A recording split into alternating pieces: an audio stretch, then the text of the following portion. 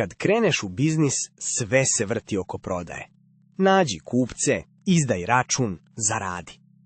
A firme najčešće ne padnu zato što nemaju kupce, nego zato što im u pogrešnom trenutku nestane keša. Danas prolazimo 7 keš zamki koje čekaju svakog ko tek počinje. Ako ih znaš unapred, zaobići ćeš ih. Prva zamka. Nemaš rezervu. Legnu prve uplate, račun se napuni i odmah kupuješ opremu, robu, reklame. A onda kupac kasni 30 dana. Pukne mašina ili dođe mrtav mesec. Bez rezerve i mala nezgoda postane kriza, pa hvataš skupi kredit. Rezerva nije neiskorišćen novac. Rezerva je mir da odluke donosiš iz glave, a ne iz panike. Druga zamka. Veruješ papiru, a ne računu. Izdao si računa za 5 miliona ovog meseca. Izveštaj pokazuje profit, sve deluje sjajno, a kupci još nisu platili. Plate, kirija i dobavljači međutim stižu odmah. Profit ti meri koliko posao vredi na duge staze. Keš ti kaže da li možeš da preguraš ovu nedelju. Gledaj oba, nikad samo jedno. Treća zamka. Radiš puno, a para nema. Telefon zvoni, porudžbine stižu, ljudi ne stižu da dišu. Spolja izgleda kao uspeh, a dođe petak i nema za plate. Obično zato što si primio poslove sa premalom maržom, samo da se ne stoji, ili kupcima daš odloženo, a dobavljaču platiš odmah. Uspeh se ne meri time koliko si zauzet, nego koliko keša ostane kad se sve plati. Četvrta zamka. Zaboraviš na sezonu. Skoro svaka delatnost ima jake i mrtve mesece. Igor je posao merio po letu, pa je po letu i trošio. Novi ljudi, veći prostor, nove obaveze. Došao novembar, promet pao, a kirija, plate i rate ostale iste.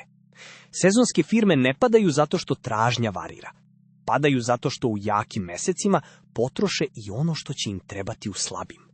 Peta zamka. Pogrešno plaćaš pogrešne stvari. Mašinu, kombi ili renoviranje, dakle nešto što ti radi godinama, platiš iz tekuće keša i ostaneš bez daha, iako imaš vrednu opremu.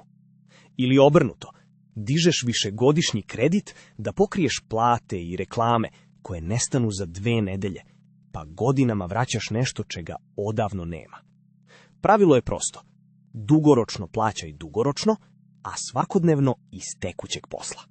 Šesta zamka. Porez te iznenadi.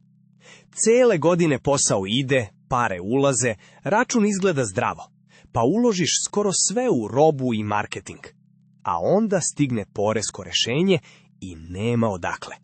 Deo tog novca nikada nije bio tvoj, samo je privremeno stajao oko tebe. Zato posle svakog jačeg meseca odvoj procenat na stranu, na poseban račun.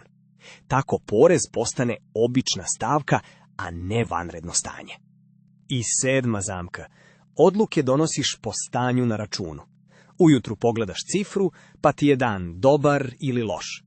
Ali u tom iznosu možda već sedi avans za posao koji nisi uradio, plate za sledeću nedelju i porez.